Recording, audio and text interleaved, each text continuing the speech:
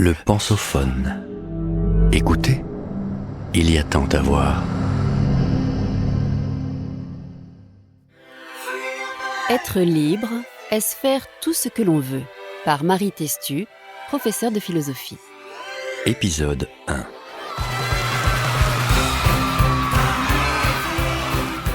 La liberté est peut-être le but ultime de l'homme. Mais que se cache-t-il derrière ce nom si commun?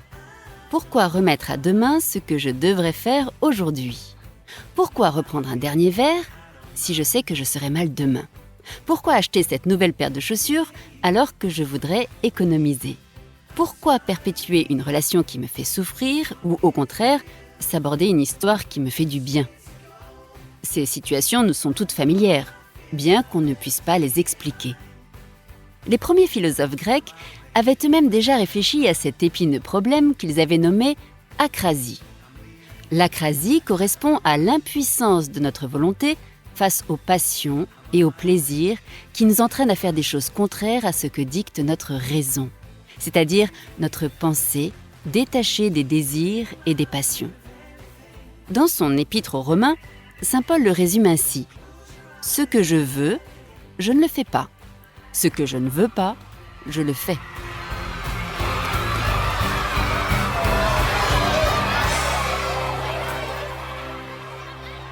C'est peut-être le plus grand problème existentiel qui s'offre à l'homme. À part quelques exceptions, les animaux suivent ce que dicte leur instinct. Ils font ce qui est rationnel, c'est-à-dire utile. L'homme, en revanche, développe des comportements allant à l'encontre de ce qui est bien pour lui. L'akrasie manifeste donc autant l'impuissance de la volonté que la victoire de la liberté, puisque, que cela nous plaise ou non, nos désirs restent l'expression de notre personnalité. Lorsqu'on les exprime, on peut ainsi dire « c'est bien moi », ce qui reste pour beaucoup la définition de la liberté, pouvoir être soi. Mais d'un autre côté, on agit rarement sans regretter, emporté par la colère ou le désir, ou seulement sans réfléchir.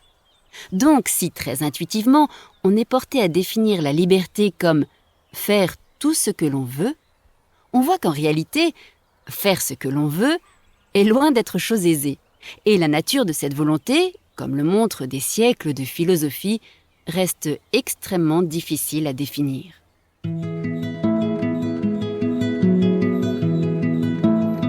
La liberté dans la contrainte. Les philosophes grecs ne s'intéressaient pas à la liberté. Ce n'est qu'à travers la recherche du bonheur, qui était le but de la philosophie, que la question s'est d'abord posée. Dans le Gorgias de Platon, Socrate le formule en ces termes. Qui est le plus heureux? L'homme qui fait tout ce qu'il désire ou bien l'homme qui se restreint et se maîtrise? Sa réponse est sans appel. L'homme qui se laisse mener par ses passions est malheureux, et ce, parce qu'il n'est pas libre. En effet, un tel homme ne fera que rechercher toute sa vie de nouveaux désirs à satisfaire, toujours plus d'honneur, d'argent, de plaisir. Cet homme ne sera jamais rassasié et vivra comme un esclave, dépendant de son corps et de ses pulsions. Bref, un tel homme sera passif. Il ne fera que réagir à ses passions. Du grec pathos, c'est-à-dire subir. Or, le propre de l'homme est précisément d'utiliser sa raison pour contrôler ses passions charnelles, contrairement aux animaux. Être libre, c'est donc obéir à la raison, c'est-à-dire à une pensée pure qui ne dépend pas des désirs corporels matériels. L'homme libre est l'homme à la fois rationnel et raisonnable, autrement dit celui qui suit des règles de vie conformes à des valeurs absolues, le vrai, le bien, le juste, ce qu'on appellerait aujourd'hui avoir une morale. Socrate établit ainsi une équivalence fondatrice dans l'histoire de la pensée occidentale. Bonheur égale liberté égale morale. Cette équivalence est énoncée quasi en même temps par Bouddha, puis par les stoïciens, les chrétiens et une grande partie de la philosophie moderne. Kant, notamment, dans son ouvrage « Qu'est-ce que les Lumières ?», définit l'autonomie comme le fait d'agir selon des règles que l'on se donne à soi-même par la raison. L'homme libre est donc l'homme qui se régule. Donc paradoxalement, la liberté ne serait pas de faire tout ce que l'on veut spontanément, mais de nous imposer des règles pour maîtriser nos désirs afin que nos actes soient raisonnables. Cependant, ce qui est raisonnable peut avoir un sens différent pour les philosophes.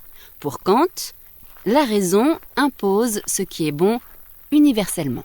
Par exemple, je ne dois en aucun cas mentir, même si cela va à l'encontre de mes intérêts, parce que mentir ne peut pas être bon absolument. Pour Aristote, est raisonnable ce qui est modéré. Par exemple, je peux aimer faire la fête, mais, d'après Aristote, je dois limiter cette activité afin qu'elle ne me devienne pas nuisible et qu'elle ne me prive pas ainsi de ma liberté d'agir. Une telle liberté est morale et très loin de l'idée de spontanéité. Au contraire, la liberté est une stricte obéissance aux règles de la raison. Pour autant, cette obéissance est intérieure et ne doit pas mettre en péril l'ordre public. Ainsi, Socrate, un homme libre, a suivi ce qu'il pensait être la valeur suprême, à savoir la vérité, mais n'a pas voulu désobéir aux lois de la cité lorsque les hommes l'ont condamné à mort. L'âme libre est une âme indépendante du monde, une véritable citadelle intérieure, pour reprendre les mots de l'empereur stoïcien Marc Aurèle, mais elle n'implique pas nécessairement une liberté politique, ce qui peut être problématique. Vous venez d'écouter le premier épisode de cette série. Retrouvez-en l'intégralité sur lepensophone.fr.